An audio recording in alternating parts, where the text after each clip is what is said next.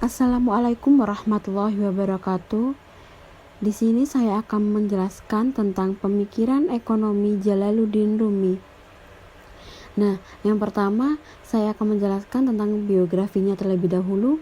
Biografi Jalaluddin Rumi.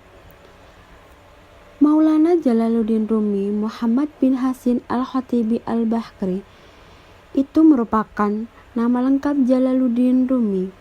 Jalaluddin Rumi adalah seorang penyair sufi yang lahir di Balkh, yang sekarang ini adalah Samarkand, pada tanggal 6 Rabiul Awal tahun 604 Hijriah atau tanggal 30 September 1207 Masehi.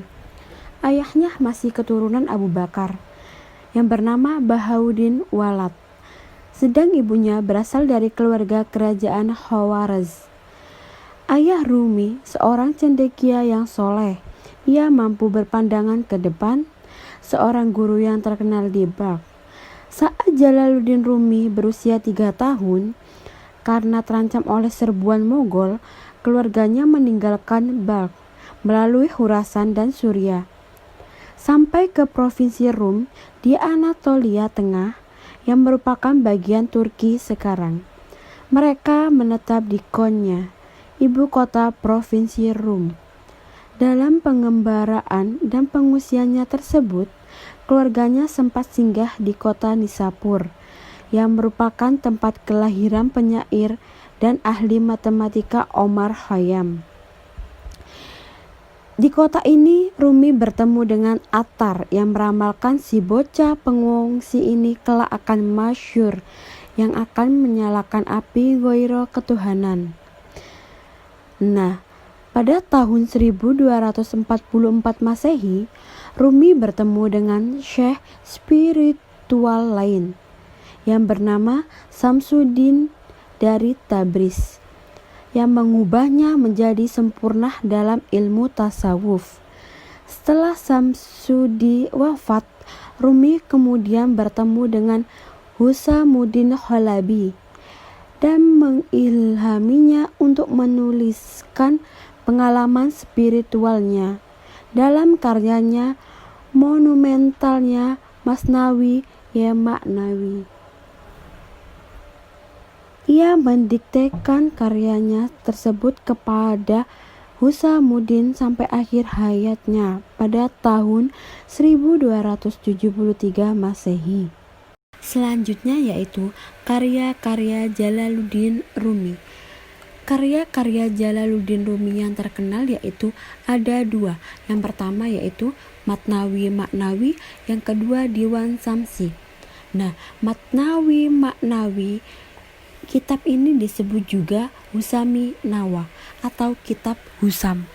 Apabila Diwani Samsi Tabriz diilhami oleh Samsi Tabriz, Matnawi ditulis untuk memenuhi permintaan Husamuddin, yaitu salah seorang murid Jalaluddin Rumi. Husamuddin meminta gurunya agar bersedia memaparkan rahasia-rahasia ilmu tasawuf dalam sebuah karya sastra seperti Hadika al-Hakika karya Sanai dan Mantik al-Tayr karya Fariduddin Attar. Buku ini dikerjakan selama 12 tahun. Dibagikan kepada 6 jilid. Terdiri dari 35.700 bait sajak. Terjemahan dalam bahasa Inggris, tebalnya 2000 muka surat. Abdurrahman Jami, penulis Sufi abad ke-15, menyatakan bahwa Matnawi Ma'nawi merupakan tafsir Al-Quran dalam bahasa tafsir spiritual terhadap ayat-ayat Al-Quran yang ditulis dalam bentuk prosa puisi yang indah atau matnawi. Buku ini dipandang oleh para penilai sebagai karya sastra sufi terbesar sepanjang zaman. Nah, yang kedua ini Diwan Samsi Tabriz. Diwan Samsi Tabriz, antologi ini terdiri dari 36.000 bait puisi, sebagaimana besarnya berbentuk ghazal. Dalam setiap makta atau bait akhir, Rumi selalu mencantum nama Samsi Tabriz sebagai pengganti nama dirinya.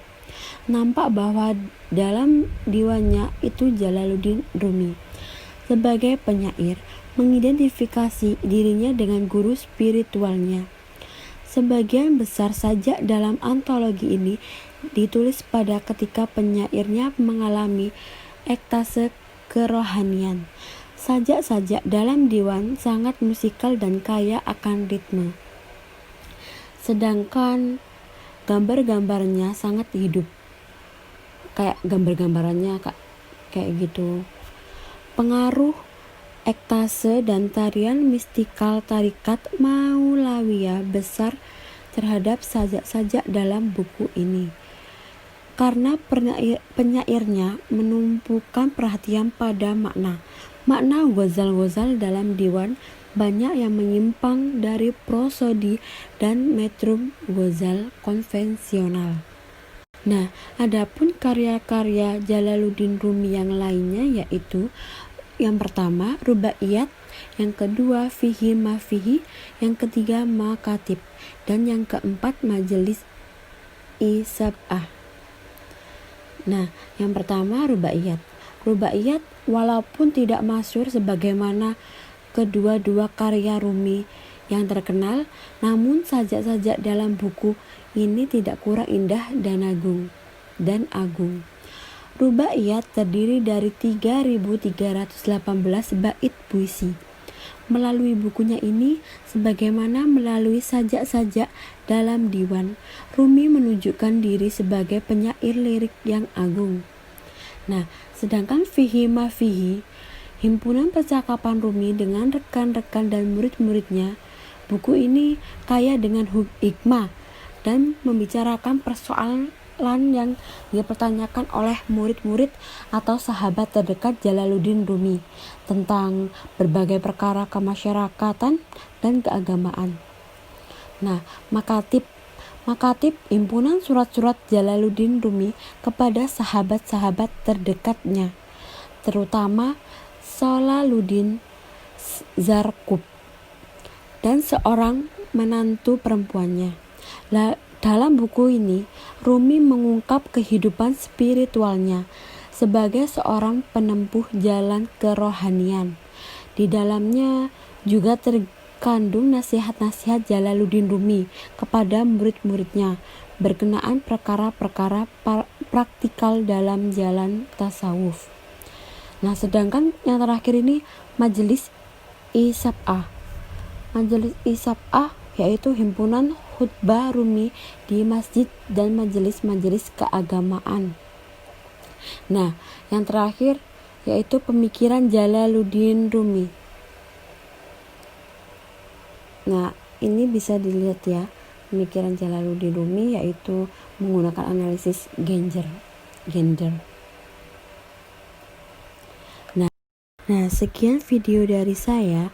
Apabila ada salah kata, saya mohon maaf yang sebesar-besarnya. Wassalamualaikum warahmatullahi wabarakatuh.